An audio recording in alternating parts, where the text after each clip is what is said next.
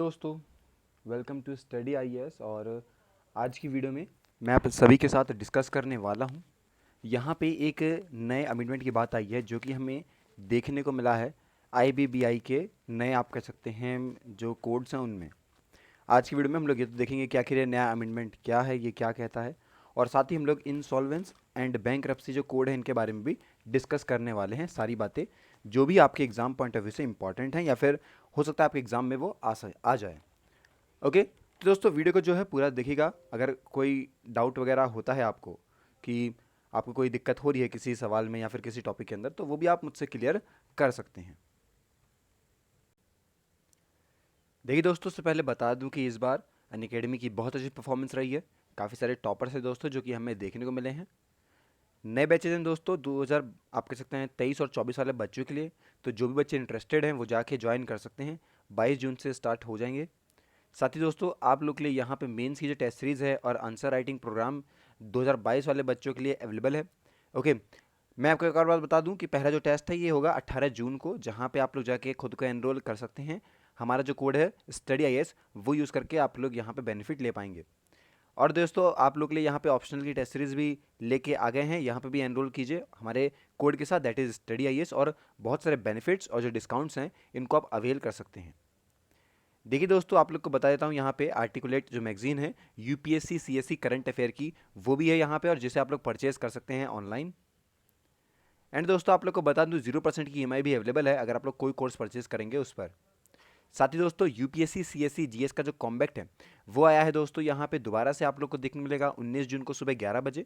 यहाँ पे भी आप खुद को एनरोल कर सकते हैं बिना ही किसी दिक्कत के। तो बहुत आराम से खुद को एनरोल कीजिए इसमें और बेनिफिट लीजिए। अब देखिए दोस्तों, जून 15 2022 को यहाँ पे the insolvency bankruptcy board of India ने अमिट करा है अपना इंसॉल्वेंस रेगुलेशन को। आज की वीडियो में हम लोग इसी पूरे के टॉपिक के बारे में डिस्कस करेंगे कि आखिर जो रेगुलेशंस हैं उन्हें अमिट कैसे करा गया है, क्या चीज़ें नई ऐड करी गई हैं, क्या हुआ है, तो सब कुछ आपके साथ मैं डिस्कस करूंगा। देखिए दोस्तों, क्या अमेंडमेंट हुआ है पहले इस पर डिस्कस करते हैं। तो बता दूं, यहाँ पे अमेंडमेंट ऐसा हुआ है दोस्तों इंसॉल्वेंस रेगुलेशन में कि अब यहाँ पे क्रेडिटर को जरूरत पड़ेगी अपने फाइल इन्फॉर्मेशन के एसेट लायबिलिटीज़ के बारे में, जो भी उसका कॉर्पोरेट डेप्टर्स है उसका भी। साथ ही साथ उसको यहाँ पे और भी काफ़ी सारी जो फाइनेंशियल इन्फॉर्मेशन है जो भी आप कह सकते हैं आती हैं कॉर्पोरेट इंश्योरेंस प्रोसेस के दौरान, वो सभी उसे यहाँ पे आप कह सकते हैं रिक्वायरमेंट पड़ेगी ही पड़ेगी। ये भी दोस्तों ज़रूरी है कि अब यहाँ पे जो फिलिंग है जीएसटी रिटर्न्स कॉपी का, वो होगा दोस्तों बाय ऑपरेशनल क्रेडिटर्स। साथ साथ ई वे बिल भी जो है एज अ डॉक्यूमेंट्री एविडेंस के तौर पे दिखाया जाएगा उसके डेट और डिफॉल्ट के लिए। इससे रिलेटेड दोस्तों जितनी भी इंफॉर्मेशन है ये सबमिट होंगी as a part of claim documents. और दोस्तों मैं बता दूं कि ये इन टर्म रेजोल्यूशन है, आप कह सकते हैं प्रोफेशनल्स के लिए, और इंसॉल्वेंस रेजोल्यूशन है प्रोफेशनल कि जिससे कि आसानी से हम लोग क्लेम्स को वेरीफाई कर पाएंगे। साथ ही दोस्तों उन्होंने ये भी एड्रेस करा है कि जो इशू है, issue of treatment of avoidance application, वो भी फिल्ड किया जाएगा टू एडजुडिकेटिंग अथॉरिटी। ओके, और उसके आप कह सकते हैं जब यहाँ पे उनका जो कोऑपरेट इंसॉल्वेंस रेजोल्यूशन प्रोसेस जो है ये खत्म हो जाएगी उसके बाद। अमेंडमेंट दोस्तों ये डिफाइन करता है कि जो भी सिग्निफिकेंट डिफरेंस है वैल्यूएशन ड्यूरिंग सीआईआरपी, और साथ साथ अनेबल करवाएगा कमिटी ऑफ क्रेडिटर्स को कि वो अपने रिक्वेस्ट को ला सकें टू रिसोल्यूशन प्रोफेशनल को अपनी appointment of a third valuer के साथ। तो इस तरीके से आप लोग को कुछ बातें हैं जो कि पता लगती हैं। अब देखिए दोस्तों क्या है, तो देखिए इंसॉल्वेंस एंड बैंकरप्सी कोड 2016 एक आया है आईबीसी, इसको ध्यान रखिएगा। और आईबीसी जो है दोस्तों वो इंडियन लॉ है जो कि क्रिएट करा गया है as a consolidated framework governing insolvency और बैंकरप्सी प्रोसीडिंग्स जितनी होती है इंडिविजुअल के लिए, चाहे वो कंपनी के लिए हो चाहे पार्टनरशिप फर्म्स के लिए हो। जो कोड है दोस्तों रिक्वायर रहेगा कि हम लोग सबमिट कर सकें resolution plan with in 180 days. और इस कोड के अंदर दोस्तों जो पहला इंसॉल्वेंस रेजोल्यूशन पास करा गया था by National Company Law Tribunal, वो था दोस्तों सिनर्जीज डोरे ऑटोमोटिव लिमिटेड केस इन 2017 के अंदर पहला आप कह सकते हैं जो रिसोल्यूशन पास करा गया था, इसके साथ करा गया था। इंसॉल्वेंस बैंकरप्सी बोर्ड ऑफ इंडिया क्या है, तो देखिए आईबीबीआई जो है वो एक रेगुलेटर है जो कि देखता है आप कह सकते हैं इंसॉल्वेंस की प्रोसीडिंग्स को। सभी एंटिटीज आप कह सकते हैं जैसे कि आपकी आईपीए हो गया, इंसॉल्वेंस प्रोफेशनल एजेंसीज आईयू हो गया, इंफॉर्मेशन यूटिलिटीज़ और आईपी हो गया, इंसॉल्वेंस प्रोफेशनल्स जो हैं भारत के, इन सभी को देखती भी है, इन पे नज़र रखती है। साथ साथ जितनी आप कह सकते हैं जो ये जो एजेंसी है दोस्तों, IBY, इसे इस्टेब्लिश करा गया था 1 अक्टूबर 2016 के अंदर। 2016 में दोस्तों इसकी आप कह सकते हैं इसे एक स्टैट्यूटरी पावर भी दी गई थ्रू इंसॉल्वेंस और बैंक्रप्सी कोड के साथ। IBBI जो है कवर करता है इंडिविजुअल्स को, कंपनीज को, पार्टनरशिप फर्म्स को और लिमिटेड लायबिलिटी पार्टनरशिप्स को। इन इतना कुछ यहाँ पे आप कह सकते हैं जो IBBI है ये कवर भी करता है।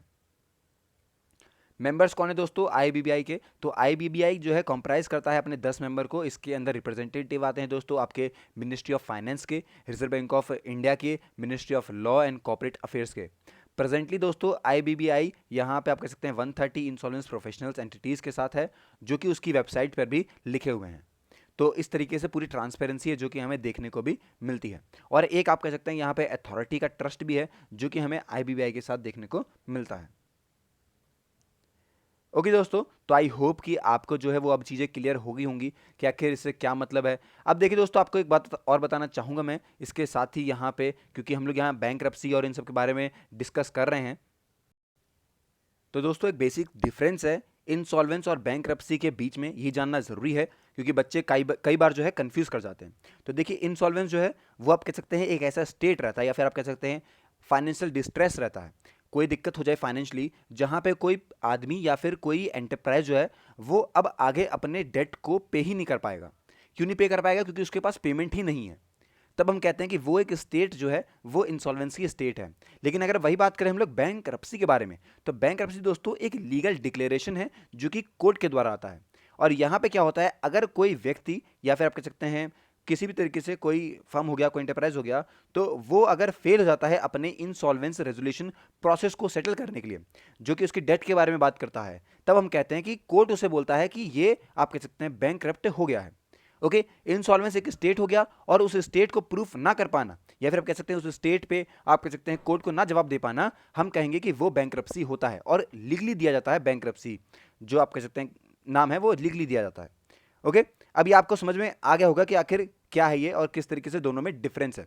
बेसिक डिफरेंस है दोस्तों, बताना जरूरी था। आई होप कि आपको जो है अब चीज़ें क्लियर हो ही गई होंगी। मिलते हैं दोस्तों नेक्स्ट वीडियो में। आज की वीडियो के लिए इतना ही।